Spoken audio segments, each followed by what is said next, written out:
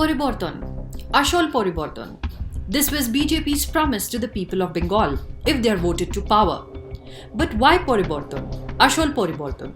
What was it that needed change? Bengal has a history of political violence. The CPIM committed some of the most horrific crimes against political opponents during its 35-year rule, and the legacy of violence continued with the advent of the TMC. Now, results of the assembly elections came in on the 2nd of May, where the TMC got an absolute majority, while the BJP fared well, increasing its tally to 77 seats. But the fact that over 2 crore people of Bengal voted for the BJP didn't go down very well with Mamata Banerjee and her party workers, who almost immediately began unleashing their reign of terror. Mamata's election called Khela Hobe as their anthem for killing. Party workers of the TMC began targeted attacks, harassing and killing BJP workers. They claimed their first one too, Avijit Sarkar, a BJP party worker who was martyred on the day of the election results itself. The next day, a video did the rounds on social media which was probably recorded minutes before his killing. He was in extreme distress. Soon enough, SOS calls and videos began flooding social media. Within 24 hours, the BJP lost 6 workers, killed on the day of the poll results itself. The ones who dared to hope for a change, and Ashol Poriborton in the scheme of things, and those who voted the BJP trembled with fear, scared for their lives. We ask you viewers, is this the price that one has to pay for exercising their democratic right? But waxing eloquent on democracy, has that ever stopped a dictator to have his way with the non-conformists? TMC workers continued with their brazen assaults.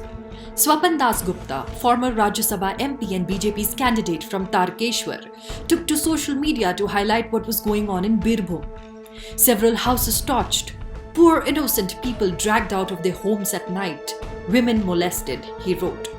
Videos of TMC workers assaulting women workers of the BJP were uploaded by several handles on social media. The message loud and clear: toe the line, or else. As we all watched law and order collapse in West Bengal, there was a deafening silence from the media as well as democracy warriors, who usually do not think twice before dropping words like genocide, pogrom, and carnage on social media.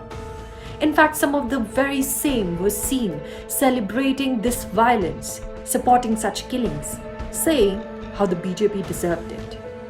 The governor of West Bengal, Jagdeep Dhankar, took to Twitter to express anguish over the incidents and that the police authorities did not submit any report on the post-poll violence that was on in full swing right under its nose. Another 24 hours of absolute anarchy was about to follow. With no intent to control the situation, Mamata even made a half-hearted appeal to TMC workers to maintain peace, which seemed more like a call in the other direction. TMC leaders Mahua Moitra and Derek O'Brien mocked the BJP martyrs with their tweets, victim-blaming, rebuffing allegations against the TMC, and even sharing poetry. Mamata had the last laugh. More and more videos came out in revealing the bloody murders of BJP workers. Old, young, men, women, even children. No one spared.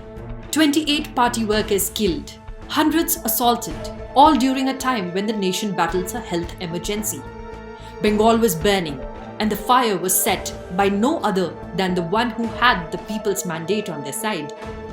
Prime Minister Narendra Modi expressed his deep concerns to the governor of Bengal. As the violence escalated, BJP's national president JP Nadda arrived in Bengal to visit the Karyakartas' families with state BJP president Dilip Ghosh.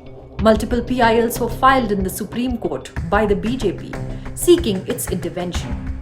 The BJP even called for a nationwide dharna in protest of the killings of their party workers. Seeing this turn of events, Mamata Banerjee called the police for a meeting 48 hours after her workers launched a full-fledged pogrom against the BJP party workers. In fact, people who had voted for the TMC too were shaken with the violence when it reached their doorsteps. People started sharing the horrors that TMC cadres had unleashed on the people of Bengal. This makes one think, Who was it that really won in Bengal? Democracy or autocracy? People's will or brute power? Didi or fear? And as far as any change or Ashol Poriborton is concerned, Mamata's message is clear. Not under my watch.